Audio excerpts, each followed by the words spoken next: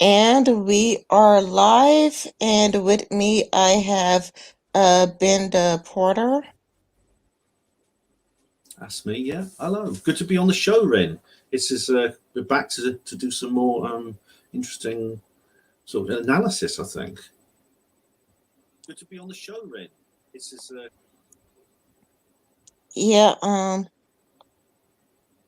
you still there? Yes.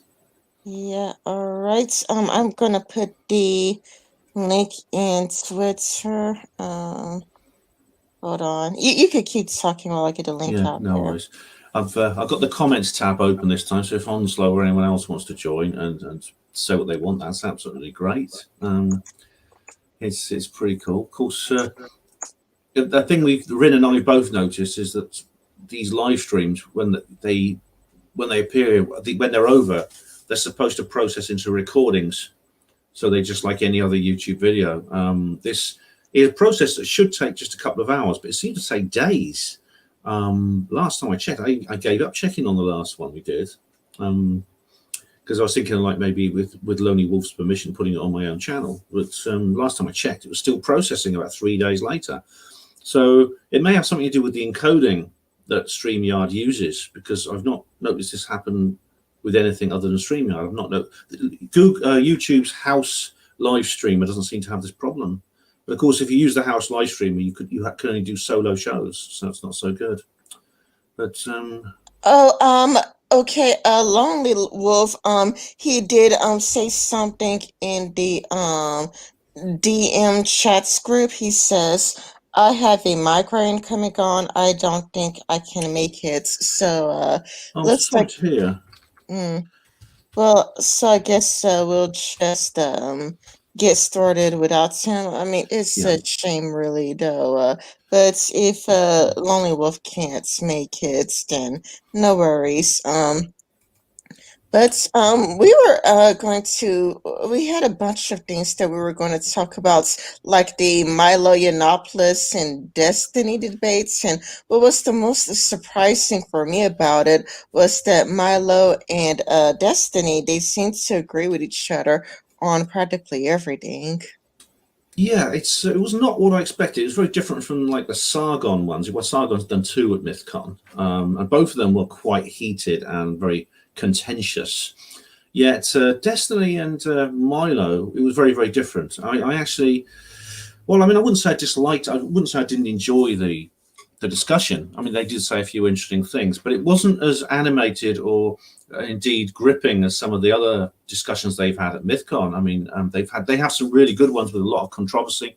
They've had Sargon on, they've had Chrisiosity on, and these have always been very interesting, and they bring up a lot of sort of drama. I wouldn't use the word drama because a lot of it's very serious, but they bring up more controversial issues. Well, Milo and Destiny did bring up a few things, but they didn't seem to really disagree very much. And indeed, Destiny's had a little bit of stick from the left wing YouTubers. He's Kevin Logan, I think, and Christy Winters. I think I haven't checked their channels, but I did see like I saw a little meme of I think they said Destiny's gone fash or something like that. I didn't actually see. I didn't actually watch the video, so I'll have to check that up. But because they basically talked about a few things which they didn't significantly disagree on. Hate speech. They talked about hate speech, the legal definition, and I think Destiny seemed to think that there was some justification for curtailing certain statements because it turns out that people's response to it in terms of their neurology in their brain can be the same as, for example, when someone's really violent. And I don't know if that's actually been tested or not, but I didn't quite understand exactly whether he was saying that justifies everything that makes people feel that way or has that brain response, therefore needs to be regulated under law. Because Milo said no. For me, I don't like blood sports. I think blood sports is kind of productive. Like when it comes to Sargon of Akkad and Richard Carrier, I thought it was counterproductive, and I know that Sargon made a fool of himself because he kept screaming, "Shut up! Shut up! Shut up! Shut up! Shut up!" the whole entire time. It's like, well, it's something really productive. Just because it's heated when all Sargon is doing is saying, "Shut up." I mean, if anything, I preferred the Milo versus Destiny debate because you get to learn more about both of them. And yeah, I mean, the way well, okay, I've heard about it for a long time and I was really interested in seeing it. But I mean, I didn't really know like when it was going to finally be on YouTube, like when it's finally going to show up on YouTube and everybody could see it. And I've heard about it from looking at Twitter because on Twitter, a bunch of progressives were saying that Milo and Destiny agreed on everything. I thought it was a hyperbole.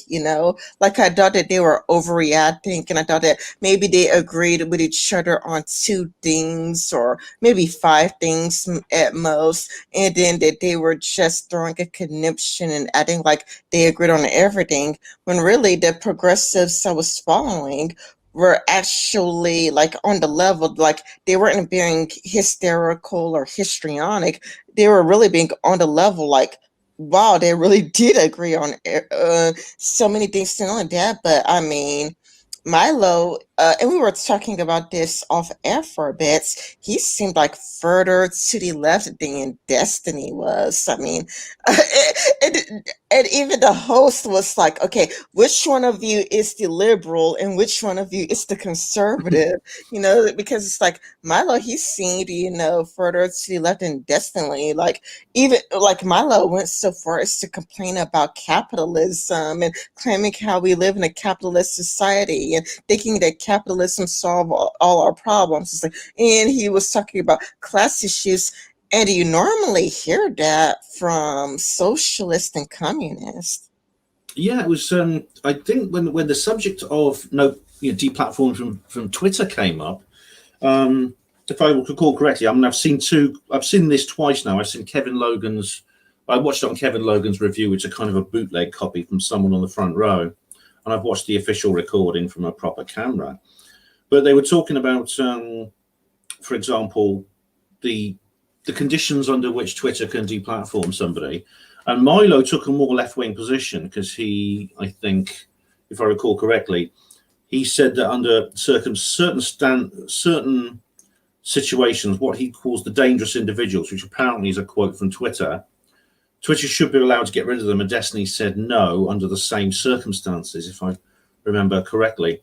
Destiny, on the other hand, said that he was scared that with the emergence of free speech absolutism, there'll be he said it would get very ugly. He would get very ugly. There'll be a lot of a war of words of enormous scale. Milo then said, yes, but lots of good things would come out of it at the end. I'm not sure. It's hard to follow. I've noticed Destiny speaks very quickly. He tends to babble like that really fast, and I can't understand what he's saying. So he sometimes speaks too quickly, I would say. But it was interesting to listen to them. Where is it now? They brought up Buddhism about about how if you're Buddhist you can't react to things like this. I mean, I'm not sure. I didn't quite understand that bit. I don't know about you, Ren. Well, when talk about this, and this is also on one of my notes, and well, we're going to be knocking out one of my notes too. Destiny,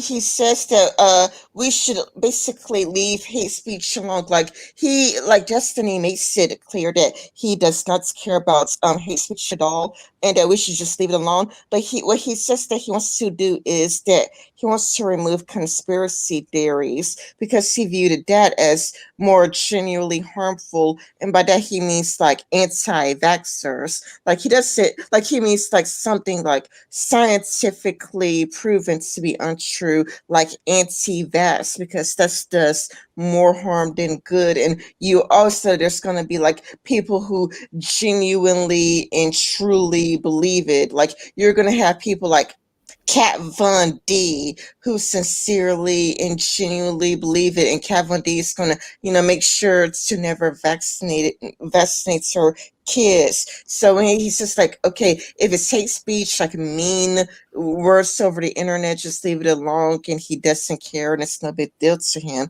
But when it comes to conspiracy theories, like anti-vaxxers, something that's just proven to be untrue, that should be removed. And I wanted to know whether or not you agreed or disagree with Destiny. Well, leaving aside individual conspiracy theories, it's an interesting idea. Supposing somebody very persuasive sounding came onto social media and started saying, you need to take cyanide to cure you of migraine, for example. If you take a poison, it'll cure your migraine. Now, what would you do? I mean, do you look through this person's article and they make what looks like a scientific case for why a deadly poison will cure you of migraine? If you're the owner of that particular website, of that particular platform, what do? Do you say, no, I'm not going to allow that person on anymore, or are you going to say, all right, let's just have someone in the comments section to explain why this is not true?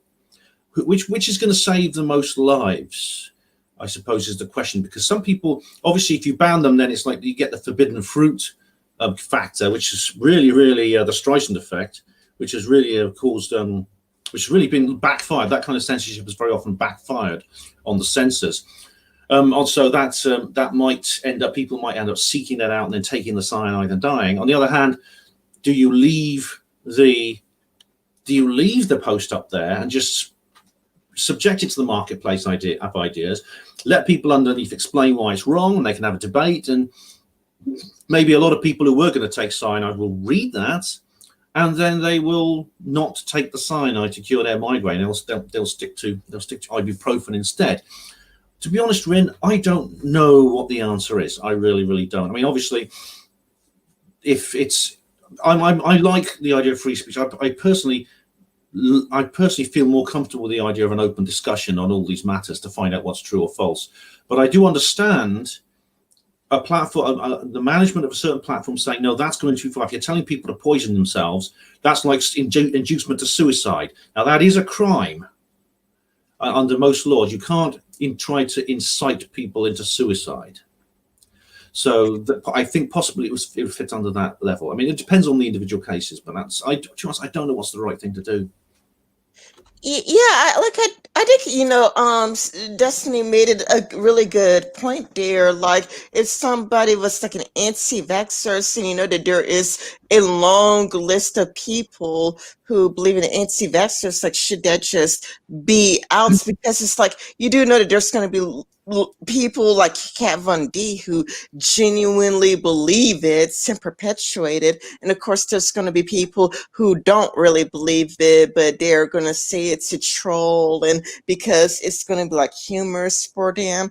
But then, like, what I've noticed, like with Twitter as a platform, is that I can't find a single alt-writer anymore. I mean, I really cannot find a single alt-writer anymore, and it is really hard to find a white supreme. I mean, I think that Richard Spencer is still on Twitter, but he's like really careful for what he has to say. I think Mark Collette is, still on Twitter, but it's like, okay, like, let's just be really careful, really careful. Well, some of them go away and then come back. I've noticed they get banned and then they come back under new accounts, and of course there's lots of spoof accounts as well. So I sometimes don't know which ones they are. I mean, I do follow a few of them. I along with the bread tubers and the tankies and the communists. I follow all types. Me, so I do sometimes suddenly notice. I thought, well, I haven't seen that person for a while, and I check and I find they've gone. But then I come across another account and they've returned under a new account. Others just go off. They go off to Gab and places like that, and Telegram.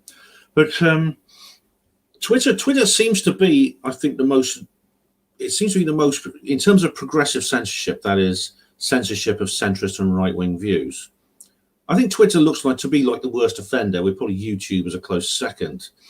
Um, Well, and on that note, I don't know if I mentioned this to you before or not, but Reddit is also getting bad because, for those of you who don't know, because I think that you're going to also put this in your blog. I noticed that when I make videos, you put it in your blog. Reddit. Okay. I need to be really careful with my wording because I don't want it to make it sound like I'm modding for Reddit as a platform, but I'm moderating for a Reddit group. It's called like a subreddit. But if it helps people who don't use Reddit, a moderator for on a group, like a small little group on Reddit. And I've noticed that Reddit itself, their admins removed a comment that contained the word trap in it. But the thing is, there are plenty of people that do self-identify as traps, though. Traps are not transgender people. Like the progressives are like, yeah, the progressives are like, like, oh, this trap is a transphobic slur. But it's not. There are plenty of people that do self-identify as traps, and they are proud of traps too. So it's kind of a lot like rude and disrespectful, and not only that, but hypocritical because it's about the the TRA's arguments is about, let people self-identify, however they want. If I self-identify as a man, respect that. But then when somebody, it's a lot like, well, when people do self-identify as traps, it's kind of like, well, you cannot, pick and choose how you identify as, and they would just try to, get it banned. And the most popular case is Count Dankula. Count Dankula talking about how he loves traps and to just send, him your best pictures. And then there are people, sending to Count Dankula, like, I'm a trap and here's my pic. And, like, I'm proud and I'm happy of it. And it would be just like hundreds and hundreds of people who were proud of traps. And they're like, no, no, no, no, no, you can't do that. The TRAs are like, you can't do that. Well, it's like, wait a minute, didn't you argue that people should self-identify any way they want? And then, like, somebody even had to make a post about the long list of differences between traps and trans people. They're like, no, we are not trans at all. So stop calling us trans. And when you call them trans, they feel disrespected. Remind me, Ren, I'm sorry to sound behind the times here, but what exactly is a trap? A trap is a man. It's basically, I guess it's basically like a cross-dresser, basically. Like a transvestite? Yeah, like a transvestite, or it's something along the lines of being like a drag queen, but not as theatrical. Like, unlike a drag queen, they actually pass for a woman. So it's kind of a lot like, I could see like why people would get confused, but it's like the post would say that the difference between a trap and a trans person is that traps identify with their biological sex. Like, a trap would tell you that I am a man, even though they look, like 100% female. They will still self-identify as men, even if they look 100% female. Whereas a transgender person would, they would be like, they would self-identify as, the opposite gender. Right. Okay. It is complicated when you meet somebody these days, and I do understand why sometimes I would ask someone what pronoun they want to be used at. I mean, as long as it's an existing program, masculine or feminine, and not something in between, I'd be willing to go along with that. I mean, there are people who are transvestite. They haven't changed their bodies in any way. But they dress as women and they want to be called she. But there's others that don't and they want to be called he. I mean, there's it's a tradition actually goes back a long way, especially in London, in my country, that these people would actually do like shows on stage in theatres. It'd be a kind of it's kind of like a novelty thing, a comedy. Um, but as for the traps, I mean, I don't really see why. Did Count Dankula himself have an issue with this? No, he said, "I love you, traps. Sending me your photos." And so many traps sent him their photos. And I think Count Dankula had a Discord server where he celebrated traps. But it's like the trans activists got angry and mad about it. Oh, because the tramp oh yeah, I've heard about this. Yeah, I didn't know they used the word tramp, but I know a lot of trans people and trans activists don't like transvestites because they say they're like fake trans people. Yeah, it's I kind of heard. like no, no, no, no. Like, okay, when it comes to the TRAs, they're like, no, no, no, no, no, no, no. You are trans. They were trying to force traps to self-identify as trans, but they're like, but no, we're not trans because we still identify with our biological gender, and because they still identify with their biological gender, that's what gets the trans rights activists pissed off. All right. Well, I think Count Dankula seems to quite enjoy it when he gets people pissed off. He seems to like he attracts controversy and quite seems to quite enjoy it. I mean, I quite like the guy. He once said that he's a total libertarian. He says his ideal wedding would be his two gay trans friends, and it's all paid with Bitcoin. Oh, that's interesting. Let's see. Okay, this is one of the questions that was asked during the but I think you've already answered this before. The one of the times you were on it, or one of the times we spoke to each other, but I thought Lonely Wolf was going to be here, and if Lonely Wolf would have been here and it was like a three-way, it could have been some real dialogue. But the question was asked: should parents spank their children? And if I recall correctly, you said no, and I would say also no. Yeah. I found that as a father, I was perfectly capable of disciplining my child without use of physical violence. Um, I mean, Stefan Molyneux, I know you don't like him much, but he's done a lot of anti-spanking videos about this and about how you can, but he calls it peaceful parenting, where you teach your child to negotiate. Um, I was well. I mean, I was abused as a child, but as I've talked about this in the last video, by a family friend who was very violent towards me. So maybe maybe I remember that. I remember being it was worse than spanking actually what he did, and I remember how it traumatized me, how horrified I was as a child by what was done to me. Um, children, children, I think feel things more. At least I certainly, from my own experience and from what I've seen of other children, emotions are more intense when you're a child, and fear is much worse, and love is more intense, and pain is much worse, and that's how it seemed to me. Oh, Um, it's the same thing here. It's the same thing is true for me.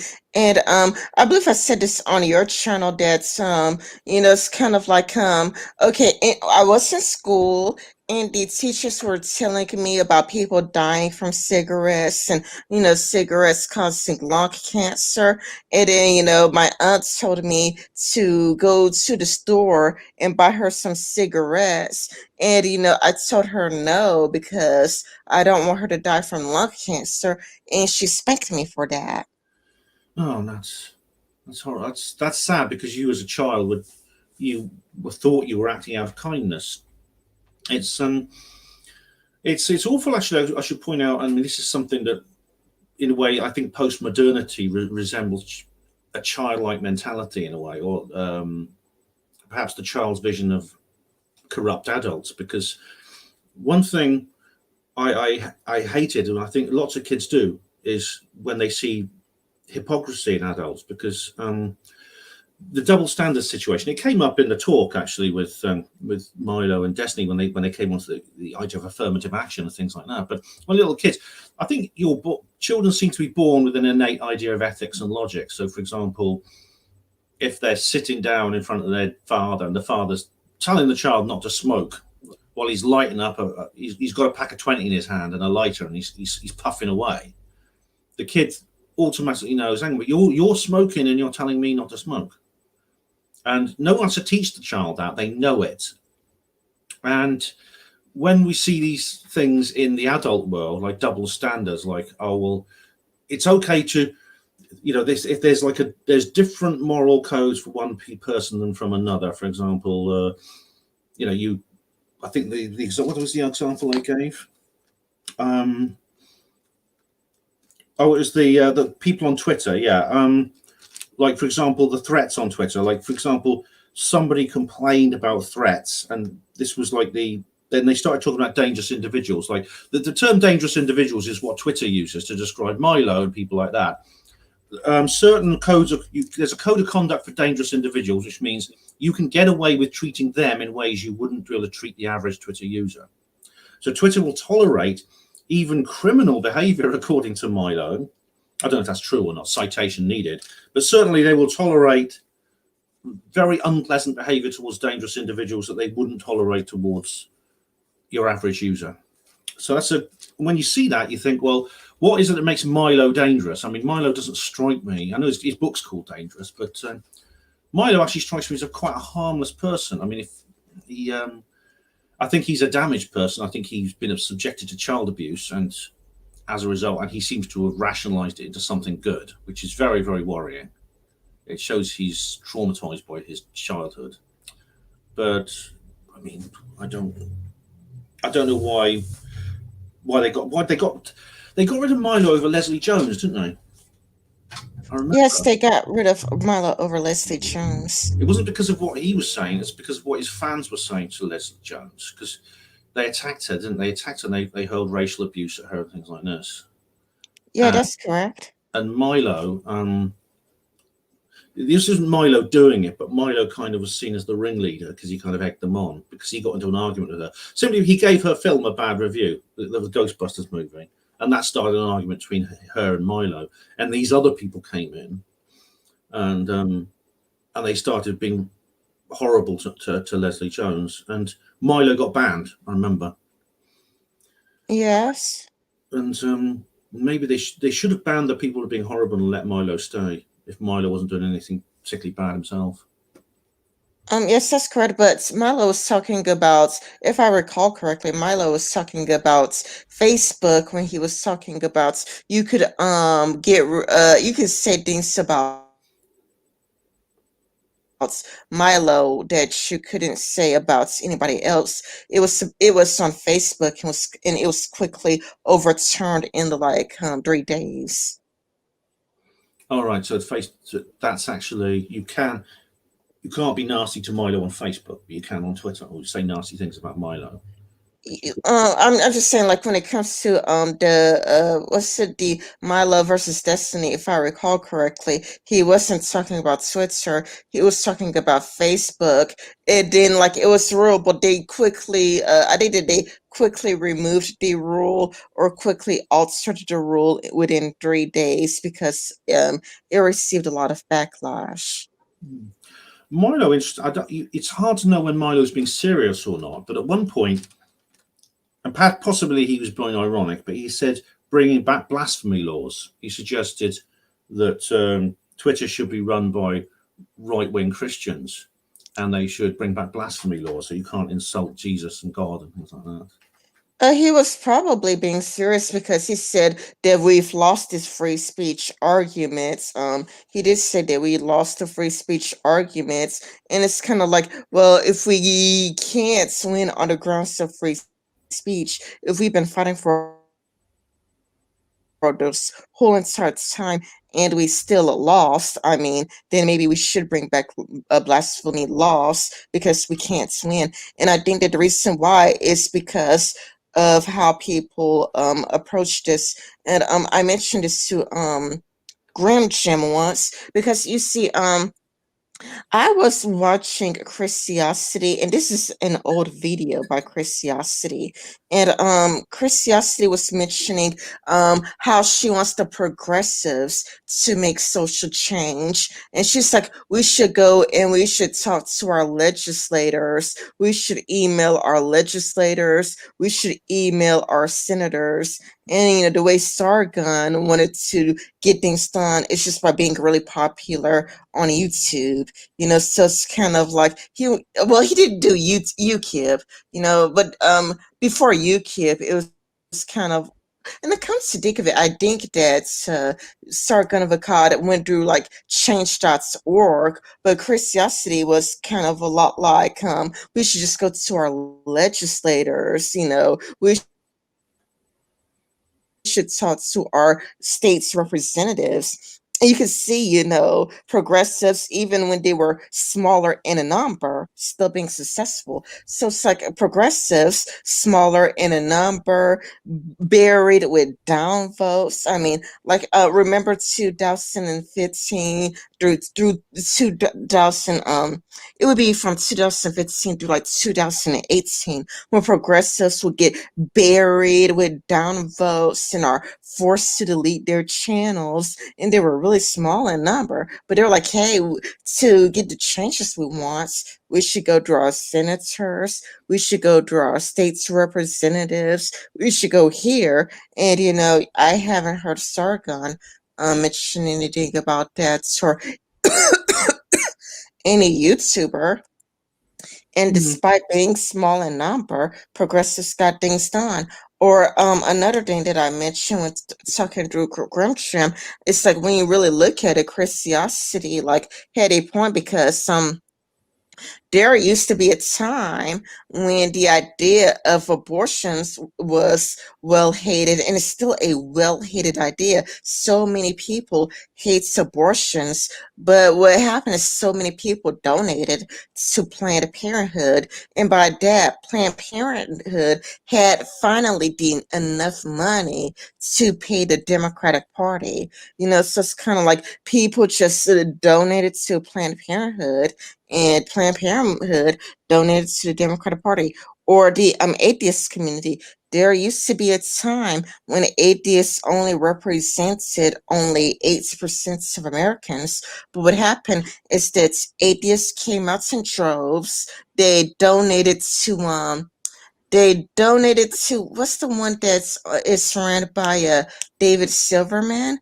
Um, Yeah, well, I think the David AHA. Silverman. What's he in charge of? I think it's the American Humanist Association.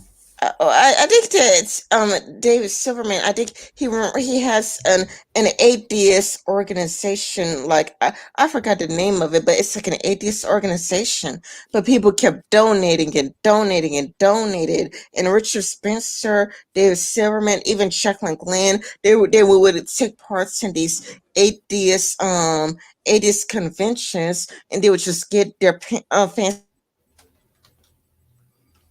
donated.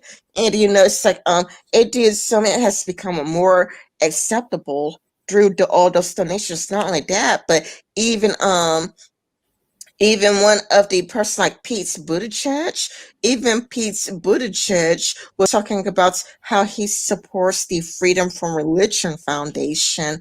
And it's kind of like atheism has made it to the debate stage, and it became more mainstream through donations. But like, despite that there being many free speech organizations out there, like, there are many free speech organizations out there, like the what's it, the Index on Censorship, the what's it, the Free Speech Coalition and whatnot, There's or several, what's isn't it, there? There's the National Coalition Against Censorship. Oh yeah, like, there's the National Coalition Against Censorship.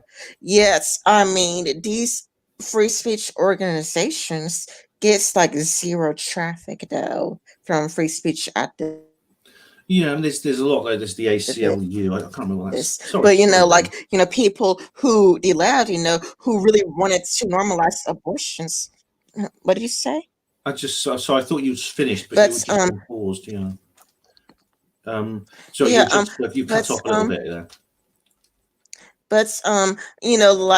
like so, so many people who are pro-abortion, just came out in droves, to support Planned Parenthood. And that is what's got it to the debate stage. That's what got it normalized. What got it normalized is being willing to put your money where your mouth is.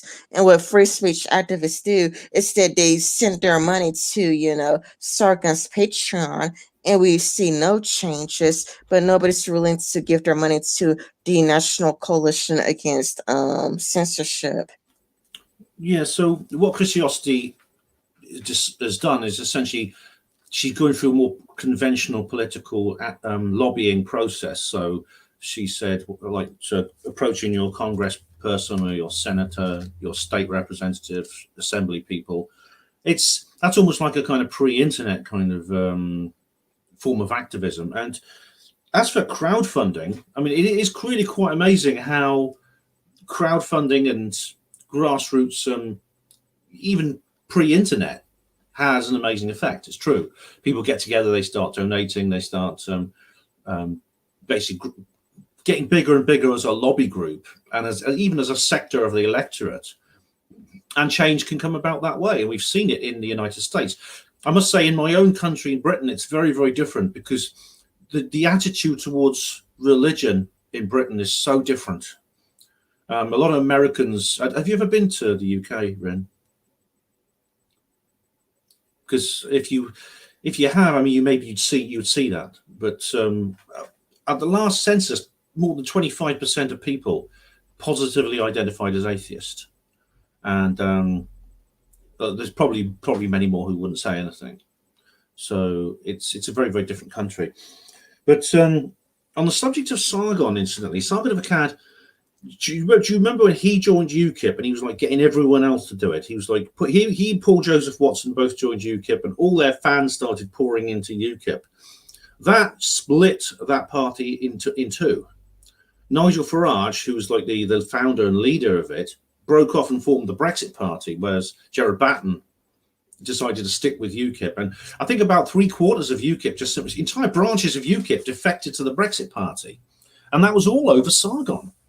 So Sargon, even though you could say he was getting involved in conventional politics by joining UKIP and becoming like a prospective parliamentary candidate and a prospective MEP, I think Christy Winters and Kevin Logan were right in the sense that this was just in a sense it was another kind of bit of controversy that he was generating, and he used this conventional political route in a sense to generate more of the kind of more modern internet type activism, because it's probably true actually that he went in there to get more followers, to get more clout on YouTube, basically. I'm sorry, it's cynical, but that's how it looked to me. Where I agree with Kevin Logan is that Sargon of Akkad needs to make a choice. It's kind of like he gets to make a choice between whether or not he wants to be an internet troll or whether or not he wants to be taken seriously. Because one of the things that I never liked about Sargon is that he seems to want it to eat his cake and save it too. It's like he, wanted to have it both ways. It's kind of like, like when people do take him seriously, like there would be progressives who would take him seriously and would give him a serious response. And he would respond, "Well, I'm a troll, and how could you take that seriously? Couldn't you tell that I was just trolling?" And that would always be like his go-to, like whenever he gets a serious response. "I'm a troll. How could you take me seriously? Like, can't you tell I'm a troll?" But then, when the media is like, "Well, we don't take it seriously," like they say, "How come you don't take me seriously?" When you look at all my arguments, you can't have your cake and eat it too. It's like it's either you are a troll and we shouldn't take you seriously, or you're making arguments, you want to fight for change and we should take you seriously. And Yeah. good evening to you, David. Hello, David. Splendid Isolation. Hello, how are you? Yeah.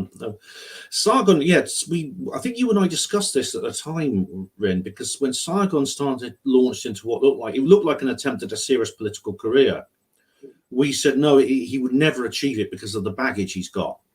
You do have to have something of a lily white past if you're going to have a proper political career. And of course, you can get away with a few misdemeanors before you become official. I mean, look at Justin Trudeau and his little makeup thing. And when he was playing an Arabian Night, he dressed up in like blackface makeup. However, Sargon went too far with Jess Phillips. Now, I'm not going to. I know very well that this has been misrepresented by the left as poor, innocent, sweet Jess Phillips, who wouldn't hurt a fly. She wouldn't say boo to the vicar's wife. Attacked by this monster Sargon of a cad who said I wouldn't even rape you, and she's now traumatized as a result. No, Jess Phillips is dining out on this every day, and it's possible that the sympathy she generated from that was directly fueled her late Labour leadership run. She came quite close to being the leader of the opposition in this country, and it was very much as a result of Sargon. So I think she's enjoying every moment of this too. She's taking advantage of it. She's milking it. Sargon, on the other hand, shouldn't have done that. If he wants to be a serious politician, he can't go along saying these things to serving MPs, to sitting MPs in Commons. And he did that. He refused to apologise about it. He even made more jokes about it. And of course, then he becomes, firstly, he joins UKIP. Now, there's nothing wrong with him joining UKIP as a result, but then Gerard Batten makes him like a spokesman and puts him up as a prospective parliamentary candidate for his local constituency in Swindon. And of course, that is just poison. You can't do that. If you're a party leader, you can't have someone who exhibits Sargon's behaviour, for right or wrong, whatever the rights or wrongs of it, in Parliament. You can't put them up for Parliament because they're just too easy to knock down by the opposition. And that's when Farage and about 3/4 of UKIP just broke off completely and formed a new party. So that split essentially the right, the sort of like middle right in Britain, and it's all the result of Sargon. I remember there was the entire UKIP youth wing was taken over by fans of Sargon and Paul Joseph Watson, and it became kind of internet troll. So yeah, and David says Jess Phillips loves to play the victim. Sargon played into her hands. Yes, indeed, and indeed, he played into her. Yeah, he played into her hands, and she played into his too. Symbiotic relationship there, I think.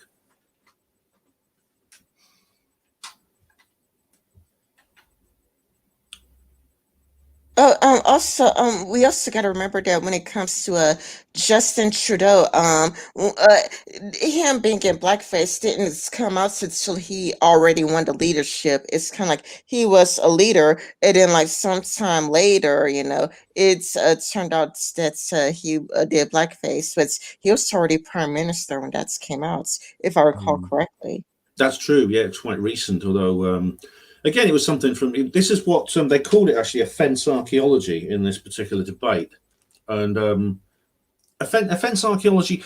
It could be described as what. Well, it wasn't offence archaeology because no one actually went and got it, but Milo essentially did say in two radio shows. It was actually dug up a year later, but he started talking about his own sexual experience with a priest at the age of 13, which horrified. It wasn't just the fact that this had been done to him, but the fact that he sort of shrugged it off. But that came out about a year later. So in a sense, you could say that people who wanted to destroy Milo, they went back and they found these radio shows on the Drunken Peasants and on Joe Rogan, like about a year and a half, a year after it actually happened. But I've heard of cases of people who want to destroy you. They'll go back to something you tweeted like 12 or 15 years ago, and they'll bring it up. I mean, someone did this to me, actually. They went through an old forum of mine, and they dug up something a bit dodgy I said when I was sort of stupid and inexperienced in this business. And they said, look how evil Ben is, things like that. Hello, Hello, Oscar. Yeah, that also happened to me. When I was on Twitter, somebody, I believe his name was Shane or whatnot. I just blocked Shane because he just kept bringing up tweets that I made from 2016. And, like, yeah, it was Shane somebody, and it's like he just would pick all of these fights with me about tweets that I said all the way back in 2016, things that I don't remember saying at all whatsoever. It's like I don't even remember saying any of that. That was like so many years back. Do you honestly expect me to remember, any of it? And there is no button to remove, old tweets. You would have to like manually like remove old tweets. But as far as I know, there is no websites that goes like, well, just automatically erase all of the tweets that I made in 2016 and whatnot. So it's like I just blocked the guy because I'm not going to defend something that I don't remember even saying, nor, and I was just getting, sick and tired of him going through really, really old tweets. And I'm like, what do you have to say about this? What do you have to say about that? What do you have to say about this? What do you have to say about that? And going on and on and on and starting all of this unnecessary trauma. It's like, okay, I'm just blocking you now. Oh God, don't blame me because, of course, everybody, no one can have a completely squeaky clean, whiter than white past. Everyone at some point is young and foolish, and for people who are that age and with that mentality during the internet era, when everything's recorded and everything's logged, um, you can't escape this sort of thing. I mean, I must say, I'm not a fan of Bill Clinton. I don't like him at all. But do you remember his opponents when he was president? They brought up the fact that when he was a student here in Oxford, he smoked grass, and I sort of looked at this and I thought, what student in Oxford University doesn't experiment with drugs at certain points? I mean, and then it came up, Bill Clinton, the pot smoker, and things like this. It turns out, it turns out that he's done much worse things than that as time's gone through his career. But I mean, I just thought to myself, this is a disreputable way to debate. It's kind of an ad hominem attack, but it's not. It's not an ad hominem attack on something you're doing now. It's not saying you are this, therefore your argument is invalid. It's you were this, therefore your argument is invalid. So it's even worse. Yeah. This is where I agree with Milo Yiannopoulos when he says that it means that a person has nothing on you now. Like it means that a person looks through everything that you are saying now and they can't find anything wrong with you. So they had to go. I mean, in a way, it's like they are conceding that they can't find anything wrong with anything you've, said or did wrong recently. So they had to go all the way back to what you did sometimes decades ago to Yeah. just find something wrong because not only that, but anyway, it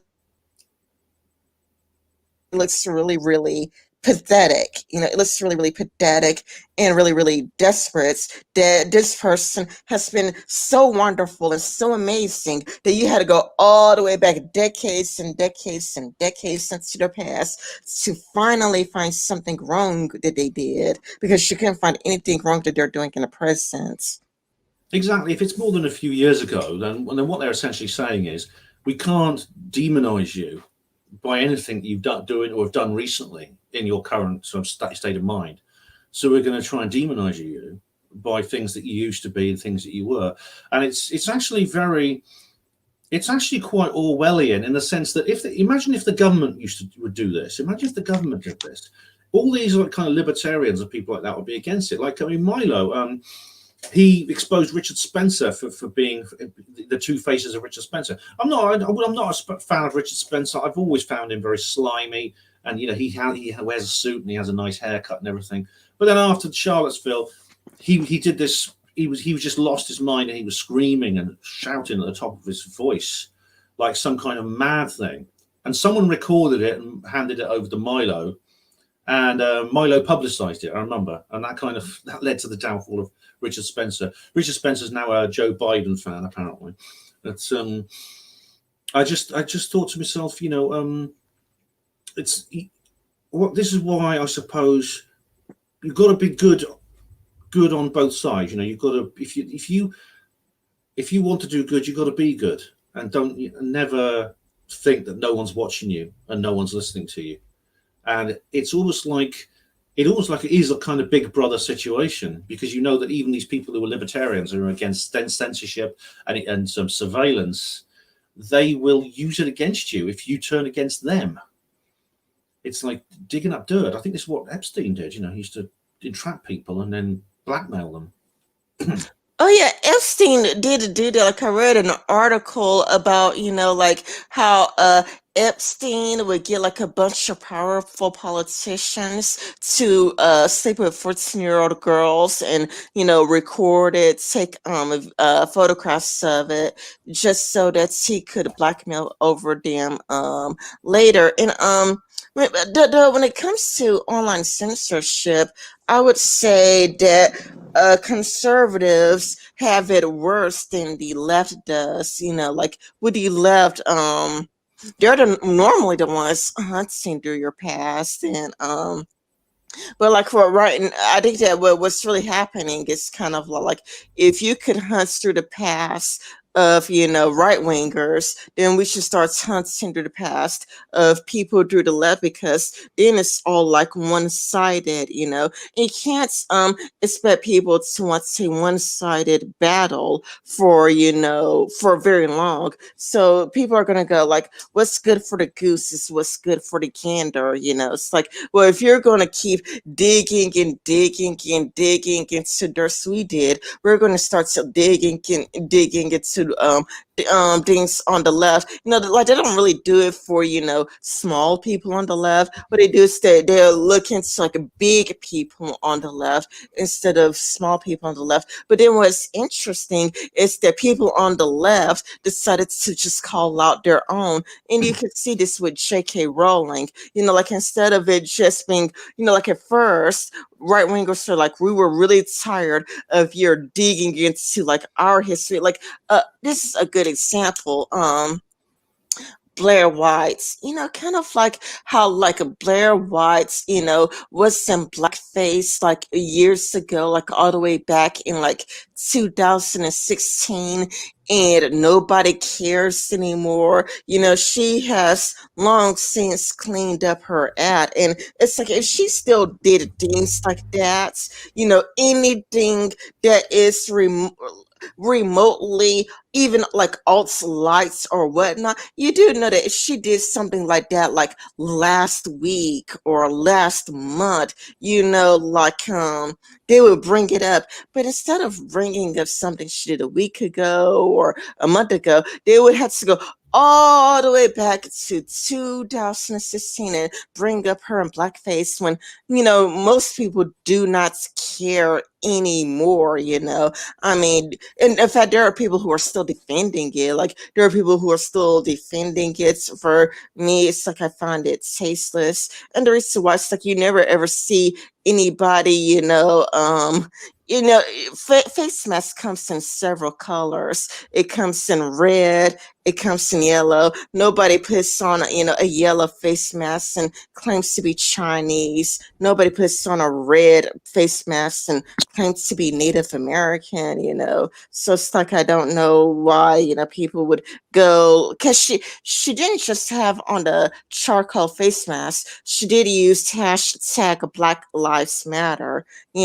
She did use the whole hashtag Black Lives Matter, and she called herself Blair Black. But before, she had a YouTube channel called Blair Black. Then the YouTube channel Blair Black didn't even exist. Then she after the backlash she did much later creates a YouTube channel called Blair Black. Yeah, I didn't know much about her past. I mean, I watch her videos sometimes. I watched her debates and things like that, and I've been quite impressed with her. However, the some people claim that like the right has a sense of fair play that the left lacks. That's what I often hear. That conservatives will be more honourable in conflict than liberals will. I don't know if that's true, and I don't know if it is true, then I don't know if maybe it's because of this particular cycle of history, and there have been periods of time when the right has, in a sense, been in ascendancy, and they have behaved in an equally disreputable way. For example, if you go back, for example, to the post 9/11 era, there was a massive surge of like conservatism. We had like the entire administration under George W. Bush was essentially a member of this group called the Project for the New American Century. They were followers of this guy called Leo Strauss, who was quite a radical. He's quite a radical conservative, and he suggested, for example, something called Campus Watch, which was actually created, in which this wasn't on the internet. This was in the real world, in which certain people, followers of the neoconservative movement, would identify left wingers in university and blacklist them. And this is remarkably similar to what happened many years earlier in the late 1940s and early 50s during the Red Scare. Now, this was a long time ago, before our time, long before we were born. But there were several people, Senator Joe McCarthy, for example, many other people, who basically said that people could be communists. All over the place, people were communists. And I think because everyone was so scared of nuclear weapons, which were quite new then, people believed it. And there was, for example, there were the Hollywood 10. These were 10 people working in the movie industry who were blacklisted. And they included some household names at the time, Lionel Stander, Humphrey Bogart, Arthur Miller, people like that, who were like the biggest stars. The equivalent of like Michael Douglas and people like that, Tom Cruise today. Now, it turned out that they actually decoded some messages from the Russians, and indeed there were communists in the establishment. However, the majority of people who were accused were completely innocent, yet they had their lives ruined. And some of them were accused not for being, they were called communists, not from being orthodox Marxists, but simply from expressing any kind of left-wing opinion.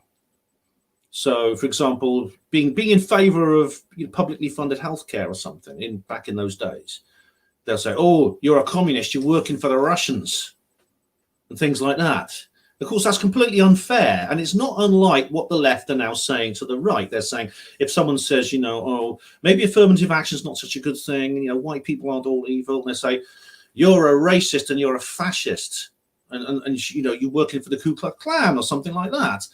So maybe it's just a cycle of history we're going through right now, Rin. But it does seem that it's very biased on the left-wing side right now, and there's good people on the left. Do you know? In the last video, I was quoting George Orwell, who was a significant left-wing figure in Britain and the world at large. So, I don't know. I do believe that we should all stick to the same ethical standard. I think I'm very keen on that. Yeah, I mean, I've noticed that too, where if you say anything remotely right swing, it's kind of like you're just the worst ever. But now, because the left has been so good at getting the alt-rights and even conservatives and even a few centrists kicked off Twitter, they've been less successful with the centrists, though, to be honest, because most centrists that just started using block bots. It's like more and more centrists just began to using block bots and just started blocking people to protect their accounts, and it works. It's really successful. You can't really touch me if I block you. You can't really do anything to my accounts if I just block you. So what's happening now is that the left is now just engaging in more and more infighting. And it's kind of like, in a way, it's like, well, search rights, because like before, in the past, like especially when you look at 2015 to like 2018, there has been like this big, left. I'm not even sure if it's even accurate to say a left-rights divide, because it's really like the far left versus everybody else.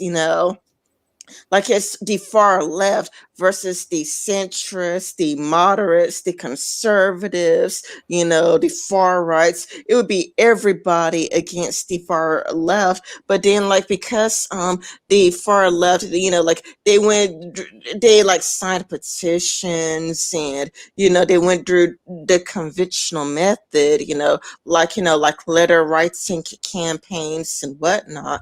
They managed to turn the ties the traditional way.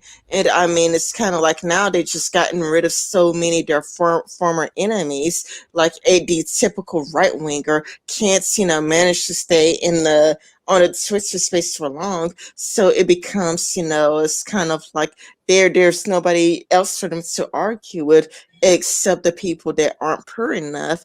And it's like serves you right. You got rid of, all of your other enemies. It serves you right that you're stuck, just get targeting people that aren't pure enough. Yeah, it's and Dave Splendid Isolation says here that conservatives, it seems conservatives believe in free speech more today than the left. Yeah, definitely. And he said Orwell was criticising the left. Yeah, in fact, if you read the book Road to Wigan Pier, which was actually written before the 40s, actually written in the early 1930s, he's the second half of the book is just him slagging off every left winger in the world. So yeah. However, the the problem, the block bots, I understand why some people use block bots to protect themselves. And if you are a large unpopular person, and I say you don't have to be right wing, you could be a centrist. I'm very much a centrist based on the political compass test. Yeah, I've been called a Nazi. I've had people blocking me for saying that I'm a Nazi and things like this. It's very uncompromising, as you said. It's like the far left against everyone else. They're against the liberals. They're against the centrists. They're against the right. It's like these are like the tankies and people like Bronx Blogger, who's I don't mind Bronx Blogger. I do watch him. He stopped uploading now, but he was pretty radical. He was even beyond Kevin Logan, I'd say, in terms of his authoritarian nature that he was actually expressing. But it's I do believe I wouldn't. I don't think I've never used a block bot. I've never needed one. I certainly wouldn't use a block bot because someone disagreed with me. And now there's certain people. There's Steve Shives is the most famous, but there's others. I mean, he has like a triple level block bot. So if you subscribe to certain people, you're blocked. But if you subscribe to certain people who subscribe to certain people, you're also blocked.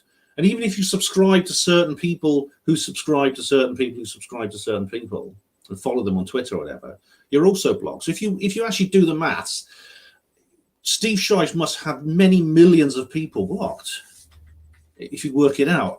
And the only reason is because he himself, I don't think he's like a tanky, but he is extremely unwilling to look beyond his own worldview. He has like a kind of an echo chamber or bubble people have used. There was a woman actually who did a very good video about the psychology of Steve Shives. I can't remember who it was. She's like an MRA. Do you know who I'm talking about? Karen Strong? It might have been her. Yes, it might have been. It might have been her. But someone did a really good video about Steve Shives. Yeah. So, I mean, the idea though that the conservatives believe in free speech right now, they do seem to. But as we discovered, that could flip the other way, and it has done in the past. There's been times when left wingers were subjected to harassment in their personal life, in their employment. In the 1950s, I've explained, under McCarthy. And so the state we have now may not be a permanent one. It might go the other way, especially if there's a major right-wing backlash against the left hegemony, which results in perhaps more radical right-wing people in government. Well, I mean, it's kind of like it goes back to the Milo and Destiny debates. I mean, Destiny seemed to care about free speech more than Milo did. Like I mean, like Milo seemed to favor censorship more than Destiny did. So that was the part that I thought was interesting because like before he used to be one of those free speech. Which reminds me of one of the audience questions. It was to Milo Yiannopoulos, and what they did. I'm going to repeat. I am going to repeat what the audience member said to Milo Yiannopoulos. I written down everything because it's really from Milo Yiannopoulos' old article, because Milo Yiannopoulos came a full circle. So I'm going to quote Milo's old article, which is what the audience member did to him, because Milo came full circle. It says, so perhaps what's needed now is a bolder form of censure. After all, because the internet is not a universal human rights. If people cannot be trusted to treat one another with respect, dignity, and consideration, perhaps they deserve to have their online freedoms curtailed. For sure, the best we could ever hope for is a smattering of unpopular show trials. But if the internet, ubiquitous as it is now, is proves to be too dangerous in the hands of the psychologically fragile, perhaps access to it ought to be restricted. We ban drunks from driving because they are a danger to others. Isn't it time we did the same to trolls? And I wanted to get your thoughts on that. The This is an interesting point because this came up in the talk earlier on where Destiny and Milo were talking about bullying, and Destiny accused Milo of thinking bullying is a good thing, and Milo denied it. But it's if you, for example, if someone's on the receiving end of a campaign of active harassment, and not just looking at things they don't agree with or people like criticizing them, and you just block them, and suppose someone's having a go at you, you just block them, and they leave you alone. Um, that's that's okay as far as I can see. I can't see a problem with that. I don't see why there should be any restrictions on that kind of activity. But something could happen where people decide to target you more in a more dedicated manner. This has happened to me. Now it's not. I am quite a robust person. I'm an ex-hospital porter. I'm pretty resilient. But if, for example, someone is so upset and these people just keep getting new accounts and they keep posting horrible things at them, that it seriously affects it seriously like affects their psychological well-being. Is there something that can be done? Do the existing laws about harassment cover that? So, because certainly in that situation, I would say the platform needs to step in and help and assist. That's definitely the case. Indeed, Jack Dorsey of Twitter actually said this to Leslie Jones. He actually contacted her personally about the abuse she was receiving. Because sometimes just saying, "Oh," because Sargon says, "Oh, shut up and just block them if you don't like them. Just block them, idiot. Just block them." Well, you can't. You can do that, but then if someone really hates you, they'll keep coming at you. And this has happened to me. I banned people. I used to run a forum. I still do. It's very quiet now. I banned people. They just come back under a new account. They'd get like a 5-minute email. They'd set up a new account and they'd be back. And they'd be posting abuse continuously. And I did actually call the police at one point because someone called me a paedophile, a p word. Sorry, a p word. And I had to call the police. But you know, this is defamation as well, because this can get back to other people who will just believe it. You know, you say something bad about someone, they'll just believe it. So defamation of character is a very bad thing. You can't just go around accusing people of crimes, horrible crimes, and things like that. Because you know what they say, mud sticks. There's some people who are stupid enough just to believe every rumor. It could be your employer, it could be a member of your family, it could be your spouse. So. In that situation, I would say, yeah, the platform needs to step in. Maybe the law needs to step in.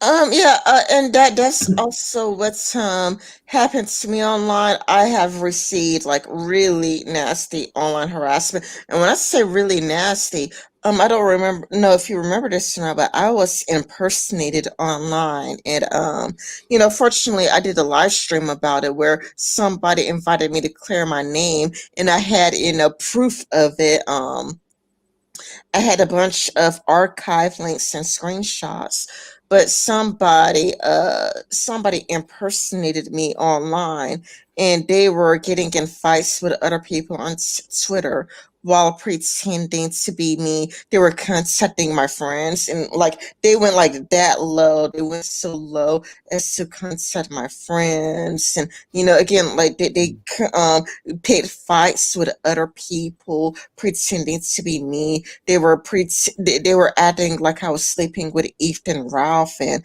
me and Ethan Ralph, we live in two separate states. That never happened.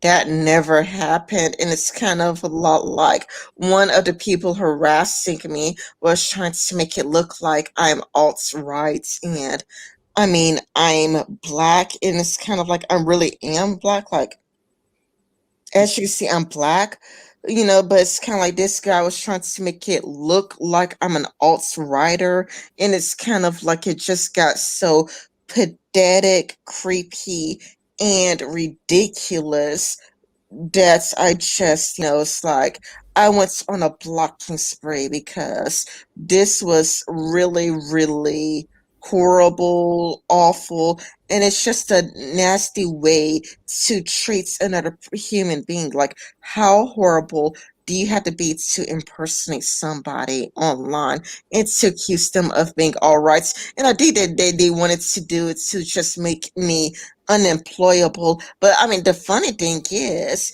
that they were a bunch of right wing libertarians. That's the like funny part, They're like, "Oh, I'm a right wing libertarian. I'm a right wing libertarian," but they behaved in a way that most people would associate with an SJW. They behave what's his name again? I forgot. Hi, I think I'm real. His name's Hi, I think I'm real. But they behave like right wing SJWs, where despite being right wing libertarians, they behave the way that you associate with social justice warriors. That's. I'm very sorry you had that experience. I do remember it was a while ago, and I remember you doing the live stream about it, and I didn't know all the details. But yeah, I can unconditionally condemn that kind of behaviour. That steps over the line into bullying, from banter to bullying. I mean, Milo was going on about how, well, it's just banter, it's just people, guys especially insulting each other. But if you're stepping over that line, you're going for someone like a woman women are more vulnerable in that sense than men are, and you're defaming their character by pretending to be them and behaving with exhibiting misconduct under an account that looks like you. That's a form of defamation because they're trying to smear your character. If they're like contacting your friends and things like that, that is again, that's an attempt to ruin your life in the real world. Do you see what I mean? And that, I think, comes under the harassment laws. Behaviour like that should be dealt with, and unfortunately, the police, they focus on children who are experiencing this kind of thing, and that's fair enough. I mean, I understand why they need to prioritise children, but adults should not be ignored in this situation. I believe I'm quite a libertarian myself. I believe in free speech, but violence. I mean, this if there is something called hate speech, if there is such a thing as hate speech, this is it, where you go around saying horrible things about people, not just calling them names and calling them horrible names, but getting a hold of other people and telling lies to those other people about your targeted person. Because this has happened to me, and I would never tolerate that kind of thing on any forum I was running. Absolutely not. If it's horrific. I mean, it's senseless. I mean, there's no motive for it. If there's no provocation, it seems to serve no purpose. And there are people, I think, who are just kind of nihilistic. They really are. Yeah, and I think that the reason why this guy tried to make me look all right is because he wanted to make me be unemployable. I mean, it's kind of like it's one of the things where you want to sabotage a person in their real life, their personal life. Like again, like creating an impersonation accounts, contacting my friends through this impersonation accounts, contacting people I know through this impersonation accounts. I mean, it is just, it's just stepping Yeah. way over the line. Yeah. And it could have had serious consequences for you, because you see that there are alt-right non-white people. I mean, there is Tree of Logic, there's Ralph Wright Reaction, there's Shazia Hobbs. These people are all not white, yet they're alt-right. They're quite radically alt-right. They would be in that category of like being being unemployable, or being on the employment blacklist, or losing their jobs. I don't think it's right to do that to anyone. Yet that would be, whether it's right or wrong, it's what happens. And you could easily have been affected in the same way, and you could protest your innocence. You could even prove your innocence. This is what I did. I proved my innocence in one case, yet there were still people coming back to me not believing me, and were believing the trolls. It's like if you hurl enough mud, some of it sticks. These trolls know that. They know that if they say enough bad things about somebody, people will believe it, and they will continue. Even if they're proved wrong, they will maintain their position in believing those lies. It's quite horrible, because I had comments. I had a comment it wasn't even my own video, it was someone else's video. I put a comment under their video. Someone else posted a comment underneath saying, "Hey Ben, I know you. What about all these things?" And they gave a list of things that these trolls had said I'd done. And I had no idea this was even going on, because I literally blocked them all. I blocked everywhere I could. I had a massive block wall, and I thought they'd given up. I honestly thought they'd given up and they were leaving me alone. Yet suddenly it's all come back again, and this person had not even heard my side of the story. And so I tried to put them straight, and I don't know if it worked, but I said, this is all nonsense, it's lies, and this is why. I gave them links to the like you did a live stream, and I also put up some articles proving, and I did some radio shows as well, proving myself innocent. Yeah, it keeps coming back, Rin, and people believe it. I've lost friends over accusations. People who, well, maybe they were not real friends at all, because they wouldn't listen to my side of the story. So good riddance to them, I say. I tell you, Rin, the good thing about this is you find out who's genuine and not. You find out who you can trust and who you can't when you're in this sort of situation. It's like Aesop's fable, the story of the two guys who were attacked by the bear, and one of them goes and hides up in the tree. And he said, if that hadn't happened, I wouldn't find out that you weren't really my friend. You didn't try to help me. Yeah, and what's really, really sad is that, I've, if you see my channel, I have defended conservatives a lot. Defended conservatives a lot on my channel. However, when I got impersonated, the only people who were willing to defend me were progressives. Like when it comes to the people who defended me, it would be, it's like it would be Lapis, and Lapis is a communist. It would be Owen McDonald, and I think he's another communist. It would be Christiosity, a socialist. And it's kind of like, okay, the people who are, coming to my defense are socialists and communists, and the people who did the attacking were right-wing libertarians. But if you look through my YouTube channel, I have defended conservatives lots. I have defended, for example, Ron Paul. I've defended Hunter Avalon back when he was a conservative. I've defended, I've defended conservatives in my channel and definitely on Twitter. But it's kind of like I did not get the reciprocal. Yeah, it's sad, and it just goes to show. I mean, these things can teach you also that even if there is a title set against conservatives and right wingers on social media, it is not universal. It can revert. It can go the other way. It can go to the point where you're attacked by right wingers, and some left wingers will defend you. I found there are good people on both sides. I mean, I try to. This is why when I say I don't want people being deplatformed, I say that's universal. When Kevin Logan got his channel taken down, this happened several times. I mean, Kevin Logan, as you know, he's a raving commie. He's called me scum once. He himself has advocated for deplatforming. Yeah, I said, I'm sorry this happened to you, Kev. I said, don't flag his channel. It's not fair. I know he has a go at people, which explains why he's always getting his channel taken down. It's because people flag his channel because he's always attacking people. Now that explains why his channel keeps being deleted, but it doesn't justify it. So it's good you found some people. I mean, like I said, if people on the left are willing to stand up for you, like Lapis and Christiosity, I take my hat off. Well done, them. I'm glad, even if I disagreed with them. I think they're obviously decent people.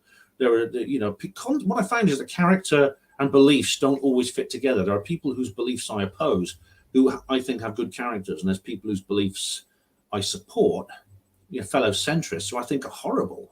Yeah, exactly. It's like, I am not a communist, I am not a socialist, but the irony is, like, when I got impersonated by a bunch of, right-swing libertarians, and it's like, and this is, like, to be clear, it's like they were right wing, and the sad part is like they were libertarians. They were not even, the alt right. The alt right. They're fascist. They're authoritarian.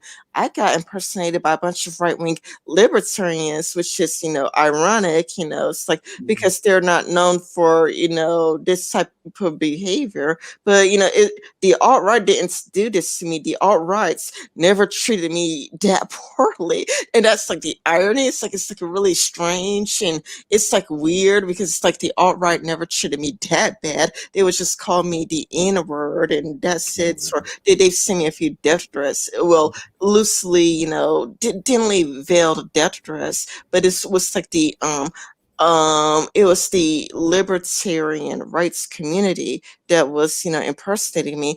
And the people that came through my defense were, Lapis is a communist, it's Owen McDonald, and I think he's another communist. And Christiosity, I believe she's a socialist or leans that way. And it's like, well, and not only that, but even David Sharps, who's a social democrats. Oh yeah, he's a social democrats. Dave Sharps, he defended me, and it's kind of like, so all of the people who defended me are to the left, and it's kind of like, but if you look through my YouTube channel, it is like full of me defending conservatives, and it's like, well, this is like really really ironic. Oh, they say no good deed goes unpunished, and that seems to have happened to you. But it's good you found people. Like I said, stick with people who treat you well. That's always the way. And regardless of ideological differences, I mean, like you mentioned, like I'm sure I disagree with a lot of what these people do. I've commented on Chrissy Ossity's videos on feminism because I think she's wrong on a lot of things. But I don't dislike her. I don't, especially if she's standing up for you in that situation. I do respect her for that because I know you disagree a lot with her as well. But Yeah, but when it comes to Christiosity, she is a very loyal friend. Like, did you know that hordes and hordes of people have told her to disavow me?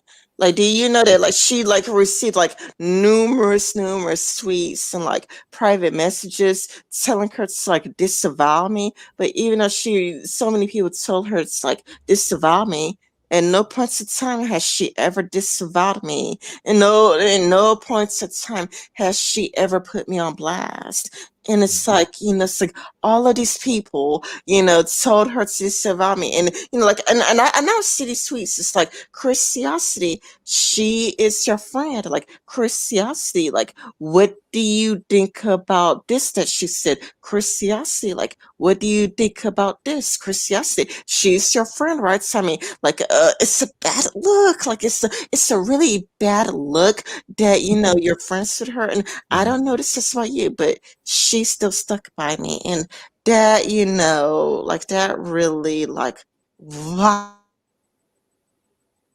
I am so glad that I found Christiosity, because it's like there are centrists who, and I mean, I'm a centrist, but even though I'm a centrist, there are centrists who are like who is like, as soon as they hear anything bad about me, gone. They were just gone, like in a snap of a finger. Like, as soon as they hear anything bad about me, gone. But Christiosity, who's like to the left, and like Sargon of Akkad loves coming across SJW, but she stuck by me, through thick and thin.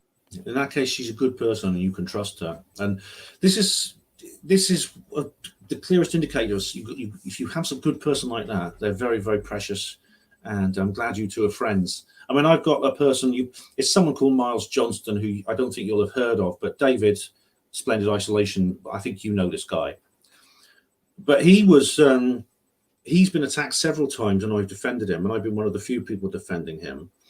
As a result, people have disavowed me because of my association with Miles. Um, and it's weird, because people just quietly they'll just like unfriend you on Facebook and they'll vanish and they'll disappear into the ether. And I'll look them up and I'll just find they've unfriended me or even blocked me. And it's not because they don't like because they dislike me or they don't support the people attacking Miles, who I'm now defending Miles. It's because they don't want aggro. They don't want the hassle. Sadly, a lot of people don't act purely on pragmatic motives. They think this person is going to cause me trouble. I don't know if they're right or wrong. They may even be right, but I'm not going to have anything to do with them because I don't want this aggro coming my way. And so they'll just abandon you for that reason. And it's a great shame that there's not more moral courage in internet communities. I mean, it's a different community. It's like the UFO crowd that I'm talking about here. But it's exactly the same situations emerge that you get like in the centrist community or in like the political community on YouTube between like the centrists and the left and the conservatives. So stick with the people who stick up for you. I'm proud of what I did for Miles for that reason, because I know he was innocent, and I said he was innocent, and I made videos about it. So I'm proud of myself for that. I'm glad I did that. And I Yeah, don't yeah, apologize.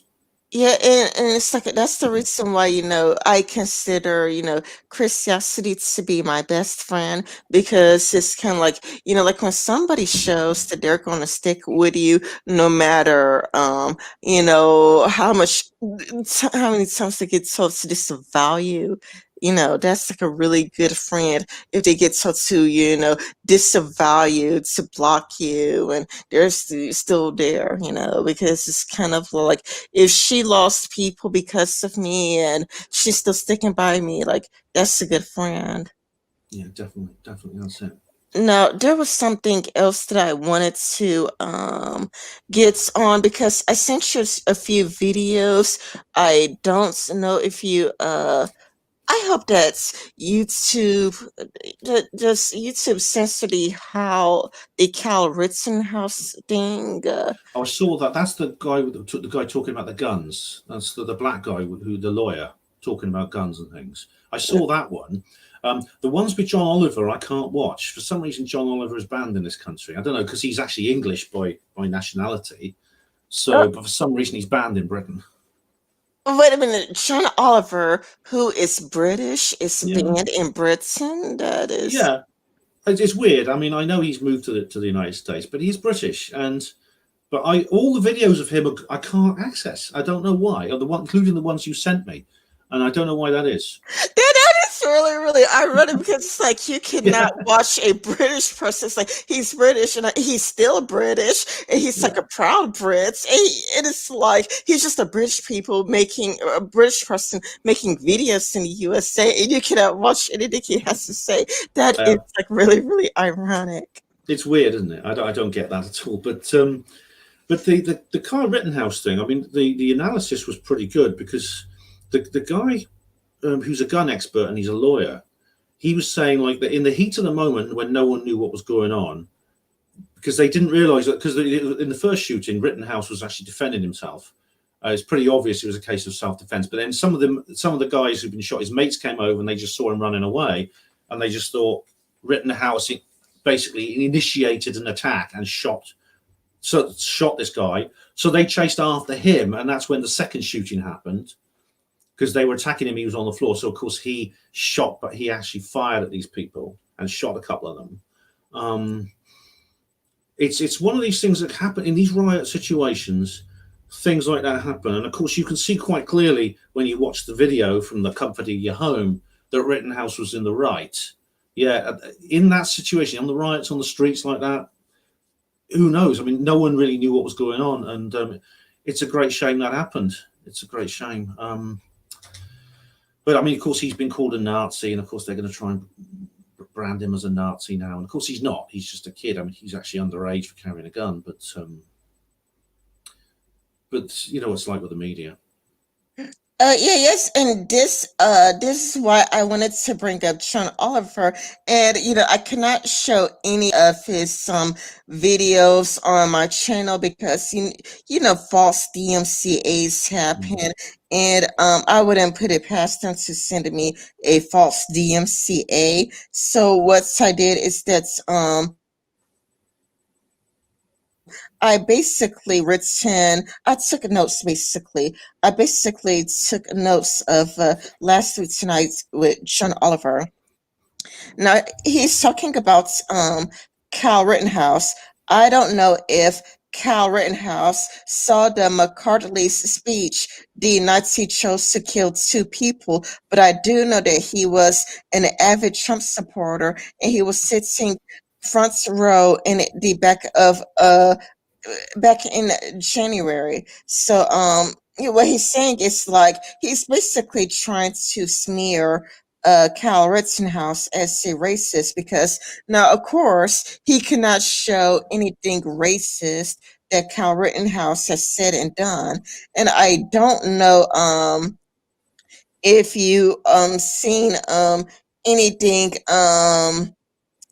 did McCloskey said or done, but what John Oliver posted on last week tonight, basically the contest is when it comes to last week tonight, John Oliver showed a clip what seemed to be a coded a coded racist message by the McCloskeys, and and so what he showed was first what seemed to be a coded racist message. That will be like the first clip you see in the sequence of clips. Then he says, I don't know if Kyle Rittenhouse in the McCloskey speech the night he chose to kill two people, but he killed those two people in self-defense. That is what John Oliver left out. He did not want to mention that he killed those two people in self-defense. So it made it, he's trying to make it, he's trying to characterize that Kyle Rittenhouse went to look to kill black people. Like he's trying to make it look like Kyle Rittenhouse is a murderer. And he continues, but I do know that he's an avid Trump supporter, and he was sitting front row in a Trump rally back in January. So he is using Trump supporter as a euphemism for racist because you could tell by the way he was talking that he was using Trump supporter as a euphemism for racist, and it's why I do not like Sean Oliver because I do know that he has no problem mischaracterizing people to serve his own political agenda. Because when I showed you by that video about Kalian Noir, I don't know how to pronounce it, but it looks like Kalian Noir. You could clearly tell that it's self defense. Yeah, and this video included original footage that was taken on the night, and interestingly, it was placed in a limited state. So you have to like click this video is potentially harmful, and you have to click on the button, which means it probably doesn't appear in search algorithms or anything like that either, because which is a shame because the video, although it's disturbing because you see people actually getting shot, it does vindicate Carl Rittenhouse, but unfortunately what John Oliver's done is quite typical. This happens all the time, unfortunately. Someone does something and they want to smear that individual. They want to smear him with something. They want to tag that person's character to question why they did what they did. And it could be that they shot someone or things like that. They will do what, again, this brings us back to what Milo talked about with offense archaeology.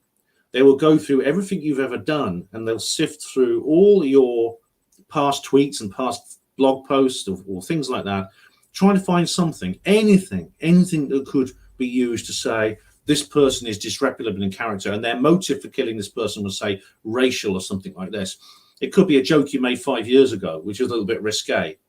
It could be a conversation you had when you were like 20 years old. I mean, The thing is, of course, if Kyle Rittenhouse was a genuine white supremacist who had violent tendencies and a desire to commit racial hate crimes, then he would have a much bigger Google footprint indicating that that was the case. And indeed, he would be present. It would be large. It would have a recent additions, and indeed, probably the police would be watching him anyway. And of Yeah, course, that's exactly. absent, isn't it? That's absent. Exactly, because John Oliver, the only thing he could say is that Kyle Rittenhouse is an avid Trump supporter. That's all he could say. You do know that, like, if John Oliver really had something on him, like if he really has something on him, he would point to like racist tweets, but he couldn't point to racist tweets because there were no racist tweets. If he said something racist on Facebook, John Oliver would go like, like here is something racist he said on Facebook. But the best he got to prove that Kyle Rittenhouse is a racist is that he supports Donald Trump. That's It's it. horrible. It's really horrible that these mainstream media figures, including very famous ones like John Oliver, can do this. I mean, in a sense, what he's doing is similar to what the trolls were doing to you and to me.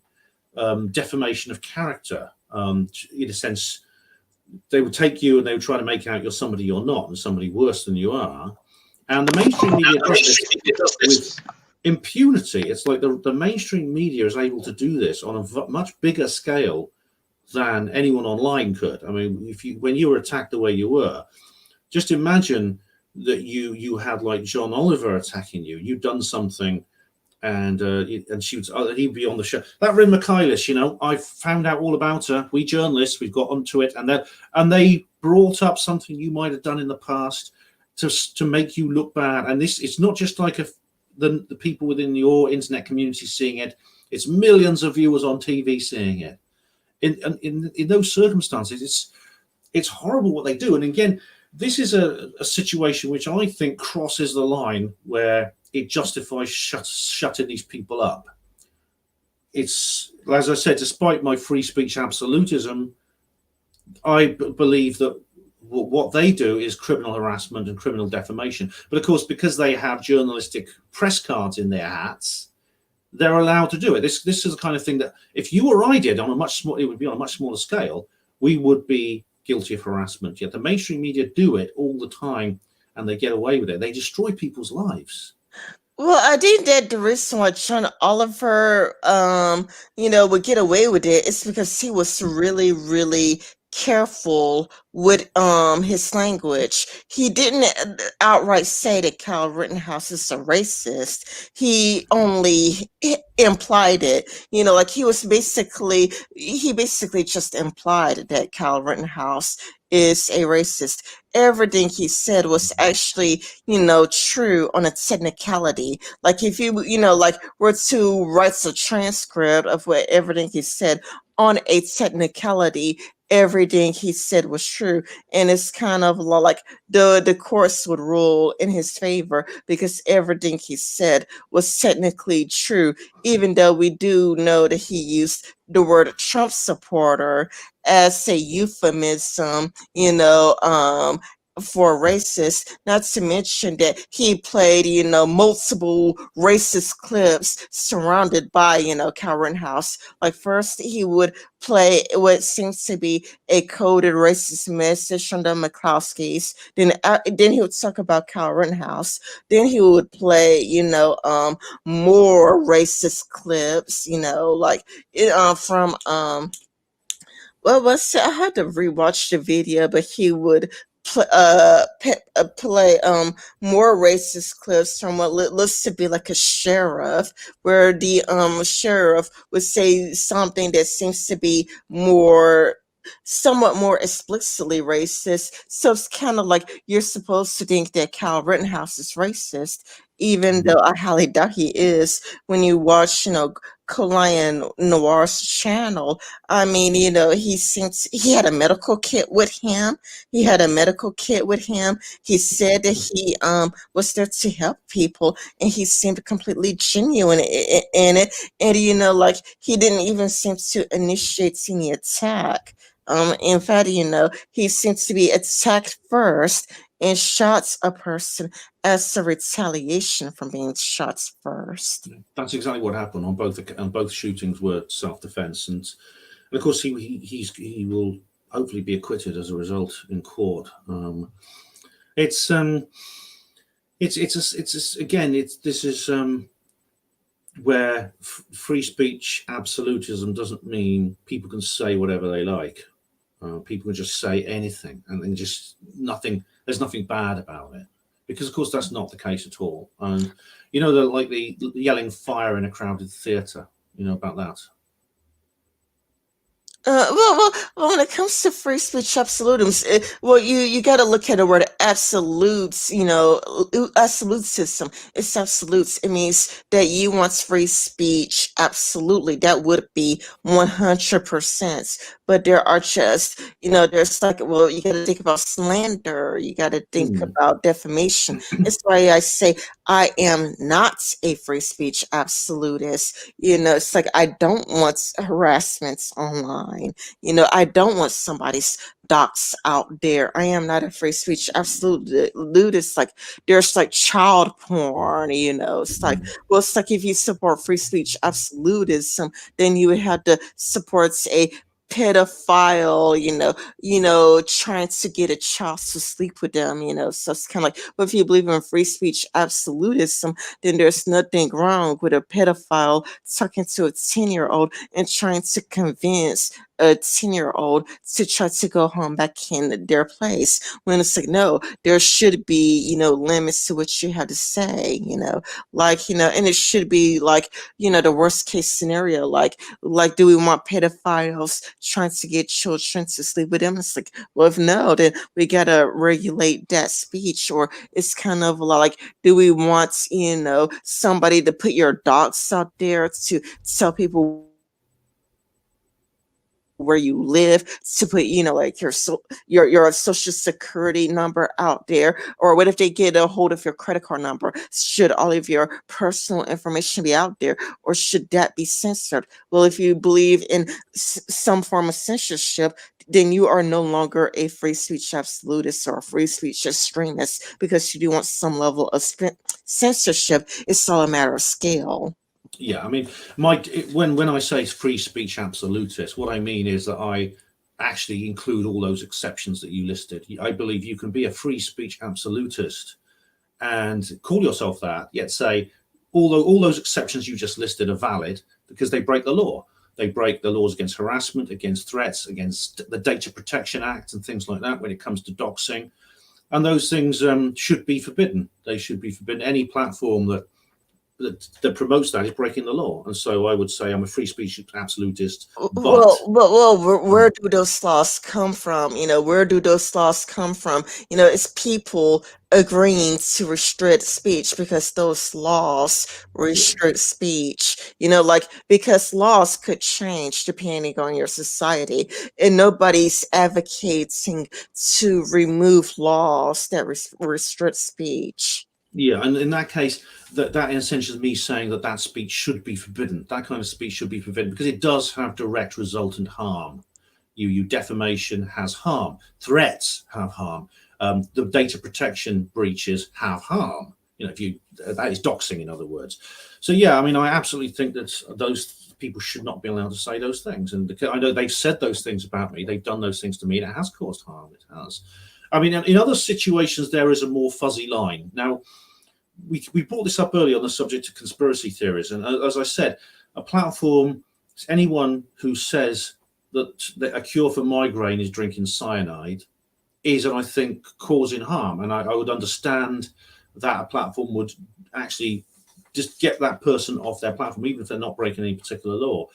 However, if you go too far with that, you could do harm in a sense that taking free speech away, for example, from, say, journalists. If a journalist comes forward and says, I've just discovered that the politically opponent of the president, or the actual president, has been raiding the offices of his particular rival who's challenging him in the election. He's actually broken into his office and has got information illegally behind the scenes. Now, in that situation, I would say to that journalist, okay, where's your evidence? You have to provide evidence for this because you've made an accusation against a political figure. You need to back it up with evidence. Otherwise, you can't say that and it's defamation. And then if they present that evidence, then that's good, because what I've just described is essentially the Watergate scandal. President Nixon actually did this. He actually got some people to break in to his opponent's offices illegally. It was a burglary. It was a burglary at the Watergate Hotel. As a result, he actually resigned. He wasn't impeached. He actually resigned before he was impeachment. So in that case, that kind of conspiracy theory where people can actually are willing to back it up with evidence, that serves, I think, a benevolent purpose. So I would not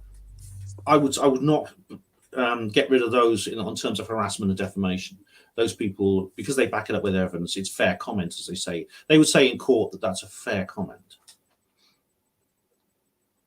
Well, this is where I agree with both Milo Yiannopoulos and Destiny, because this is where Milo brings up a good point. He says that the difference between the United States and the UK is that in the UK, a journalist has to prove on in court that they told the truth about you. You know, like in America, it's like different. Like journalists can lie about you all they want to. Like you remember the Covington kids, Mm. where the journalists lied about the Covington teams, but like in the UK, it's different. Like journalists had to prove in the courts of law that they told the truth about you. So it's kind of like it makes Milo Yiannopoulos miss being in the UK, because it's like, well, people in the UK have to prove beyond reasonable doubt that they did indeed tell the truth about you, and they could present a bunch of evidence that you actually did that. And it is different here in the US, because like we protect journalists more, but then it comes at the expense of citizens, because people are like, well, wait a minute, how is it that the Covington kids are smeared for the rest of their life, and how come so many people are getting their lives ruined, but then there be some free speech absolutists being like, yeah, this is freedom of the press. Isn't it a good thing? Because I did hear somebody, I mean, the person deleted their YouTube channel. And because, they deleted their YouTube channel, it's not like I could go, back and prove it. But there's this one person, I won't say who it is, because they deleted their YouTube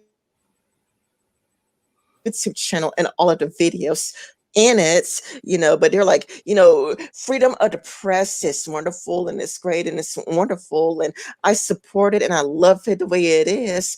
But as you can see, journalists are getting away with lying and smearing over and over and over again, and it causes more harm, and it's like more lives start getting ruined, because journalists have carte blanche to ruin your life. Mm. When in the UK it's different, it's like journalists had to prove beyond a reasonable doubt that they showed that they told the truth about you. They had to present, your tweets, your Facebook. They gotta prove that you actually said and did something.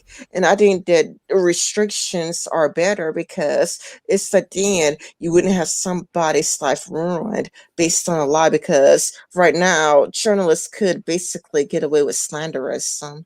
They can, and then David actually says, and in the public interest, yeah, things should be in the public interest if you're a journalist. Um, Unfortunately, Rin, although you're right technically about what you said about the difference between journalism in Britain and the United States. For example, in Britain, we don't have a First Amendment or anything like that. Unfortunately, journalists in this country are, if anything, worse than American ones. Now, even though we have laws which do not apply in Britain, in the United States. For example, you mentioned that you can be taken to court if you commit a journalistic libel. They still do commit libel, and all the fines. What happens is when they go to court, the various newspapers get sued. They just pay the fines, and this is all put down to expenses. They just list these as overheads of the company. It's a really, really sad thing. The punishments, I think, are not harsh enough on newspapers for doing this. I mean, there's one newspaper in particular, that is the London Sun, is notorious It continues. It attacked a guy at the time. He was an MP, a guy called Jeffrey Archer. Now Jeffrey Archer is a bit of a low life, and he has actually done some pretty bad things in his time. In fact, he went to jail at one point. But they did attack him at one point, claiming that he was using a prostitute. Now he and the prostitute went to court, and they sued the Sun, and they won. And the Sun continued to operate. They paid him a lot of money, and they just carried on printing more and more lies about people. And they just put this down to expenses. It's just all part of the operating expenses of the paper. If it became more harm, if there were laws introduced, which I think would be justified, which would be, if you do these things continuously and you're a repeat offender, you should have your license to print revoked. In other words, your press card is taken away from you if you do this continuously. You don't just pay money, you lose your livelihood, you lose your business, you lose your newspaper. That, I think, if they did that, then I think newspapers like this would think twice before they attack people, because they destroy people's lives. This is what they do to people. They ruin their lives. They ruin their relationships. They ruin their employment.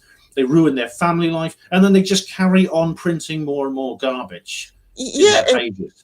this is why I'm not say free speech absolutist, because there are people, okay, like Tim Pool discussed this. There are people who have their lives so thoroughly ruined that they commit suicide. There are people who have their lives so thoroughly ruined over something that never occurred, like a false rape accusation for men, where men get falsely accused of rape Yeah. and it never occurred, and their wife leaves them, they get a divorce, the wife gets full custody, their family members don't want to talk to them anymore, they have no more friends anymore, and their lives are so ruined they cannot find a job, no job would have them, they just commit suicide. Yeah, and David says bring back the stocks. Yeah, it's a good idea. There should be public pillorying for this sort of thing. False rape accusations, whether it's a particular woman who is the supposed victim, or whether it's a media outlet that publishes this, it's a horrific crime for the reasons you've just said, Red. The reasons you've just said. It's horrific, and especially they sometimes attack very vulnerable people, like Millennial Woes, who I don't agree with on many things. He's an alt-right YouTuber, was. He is a recovering psychiatric patient, and when he was doxxed by the Daily Record, which is Scotland's biggest newspaper, he actually said he almost committed suicide as a result of that, because he's a guy who suffered from depression and things like that. And whatever you think of his beliefs, if he's in that situation, newspapers, you sense he's a vulnerable. There's something called POVA, the Protection of Vulnerable Adults, which is a law in Britain, in Scotland and England and Wales, and journalists should be obliged to go along with that. They should be obliged to comply with the POVA laws when they are writing about certain people. So if it's someone in that position who's been mentally ill and is listed under POVA for that reason, if you attack them and they commit suicide, then that's almost like murder. Yeah, it is like murder. It comes like really, really. Because think about how much power the press has. And like it's the reason why the left wanted to get rid of Alex Jones. Like Vadim Newquist, and how so many people on the left wanted to get rid of Alex Jones because of the lies he could ruin. Through his conspiracy theories. Well, the journalists, they do that like all the time, where they make false accusations of people,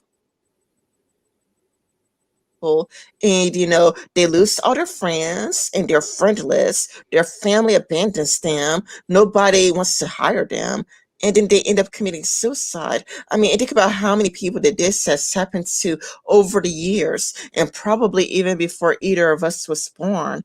Journalists have the ability to get away with murder.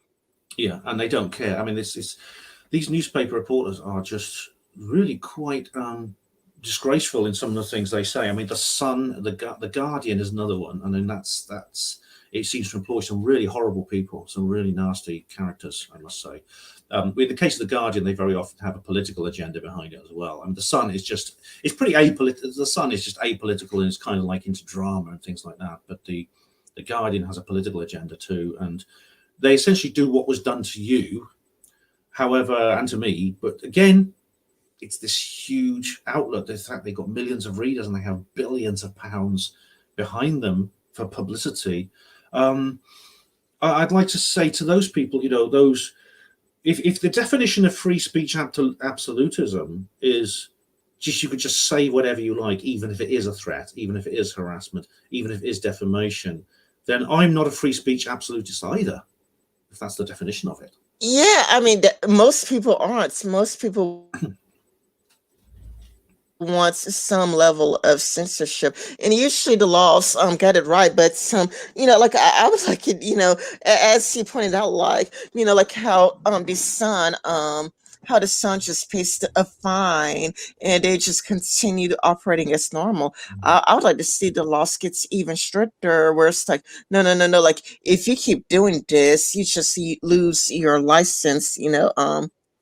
Like the company could still exist, but you got to fire all of those individual people. And if you don't, fire those people, then it's like, well, you lose your job, and it's like it keeps going, like starts firing people, or it's like you get fired. And then like like if nobody wants to be responsible, then then as the last resort it could no longer exist. Like people could create something of a different name, of the same name, I mean, excuse me, Mm. the exact same name, like a new set of people could have a new version of the sun. But it's kind of like could you prove this under courts of law? It's not just be able to just give them a fine, because it reminds me, I think it's something that V said. Like I was watching V and he was talking about classism. I think he was talking about what it was like under, I think he was talking about a monarchy, and if it's like a monarchy, was, raping somebody, then a monarch could just pay the family a fine. But if, like if you were to rape a monarch, then you would get executed. Yeah, well, it seems that that's actually happening right now with Prince Andrew. It's interesting with the Epstein affair is really interesting. But we actually did have a newspaper shut down in Britain a few years ago. It was like back in 2011. A newspaper, I think it was called the News of the World, which is a very old newspaper coming out of the Rupert Murdoch's News International. It's the same people who bring out the Sun. That was eventually shut down, but really they had to go to a very extreme length to do that. They had to, literally, the journalists were discovered hacking the mobile phones of a couple who'd lost their child, who'd had their young daughter murdered. They literally had to get that extreme before they took real action. I should say something else actually about Vadim Newquist. I must say, although I disagree with him about almost everything, he's quite funny. He did a video. I won't say the title of the song because it's rude, but it's "Get Your Mouth Away From," and then there's some more words. And he does this really funny video where he's sort of like doing selfies on an underground train. And I must say, I thought that was very funny. But so Vadim's quite funny, but he's very often wrong about things. I'm getting tired, Ring. Do you mind? It was 2 hours have been going. Yeah, we've been going on for 2 hours. I mean, Yeah. for me, I think Shrek is funny. I mean, I don't agree with everything Shrek says or does, but I find Shrek rather funny. So you're getting tired and sleepy? Yeah, we've been. It's funny once we get going. I don't notice the time pass, but it's like we've been going nearly 2 hours. It's been pretty Well, good, hasn't it? we could call it, I don't know if it's day or nights in your area. It's the nights. It's actually 5 p.m. where I am now, so it's still daytime, just about. It's still light out, but Oh yeah, we could call I've it just a got to day. I've just got to get something to eat, and I might have another little. I might have a little sleep like you, because I'm only working 3 hours a day, so I sometimes sleep odd hours as well. But I've Yeah. enjoyed it. It's been great fun. It's been a good show, even though we didn't have Lonely Wolf. It's still been a good show, hasn't it? You cut off it after it was a great show. You said it was a great show, and then you cut off. Oh, sorry. Yeah. Oh, right. I was just going to say, even though we didn't have Lonely Wolf this time, you couldn't make it. I think we did. You and I have done a good job over the last 2 hours. Yeah, it's sad that Lonely Wolf could have made it because I deemed that, I mean, like we are both against spanking, but I wanted to get his take, like, like a Lonely Wolf, like, how do you feel about, like, should parents spank, that sure he leans left, like, I think he's perhaps a social democrat. However, people could also surprise you, like, I believe that he's a passionate guns rights advocate, so people could surprise you. Like you would think that because he's a left, he's against guns, but no, he's actually a passionate guns rights activist. So I still wanted to get his opinion because people could surprise you. I'd like to have heard what he had to say because I know he is on the left very much, and he says so. But he seems to be quite aware of lots of the faults of the left. I got this impression when talking to him. So he's a leftist who seems to have quite a lot of introspection on his own side, which is good. And that's very healthy.